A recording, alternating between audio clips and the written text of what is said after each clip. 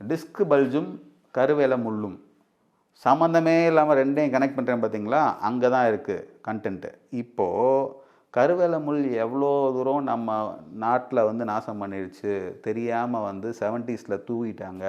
அதனால வந்து எதிர்பார்த்தது வேறு, நடந்தது வேறு, நீர் வளர்த்தவே அடித்து காலி பண்ணிடுச்சுங்கிற மாதிரி அதுக்கு ஈக்குவலாக நான் அந்த டிஸ்க் பல்ஜு கான்செப்டை பார்க்குறேன்.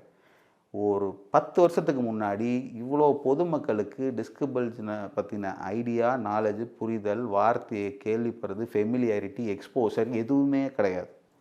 இன்றைக்கி வர்றவங்க ஃபுல்லாக முடியலை வடிவேல் சொல்கிற மாதிரி முடியலை அப்படிங்கிற மாதிரி வர்றவங்க ஃபுல்லாக L4 L5 C5 C6 C4 C5 disk bulge.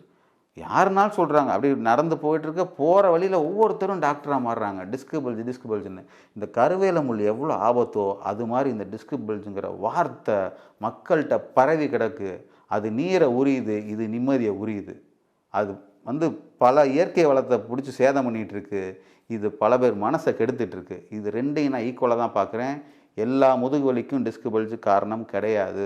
பல காரணங்கள் இருக்குது. ஹெல்த் ப்ரொஃபஷனல் மட்டும்தான் அதை புரிஞ்சு பேச முடியும். So common people never give such advice.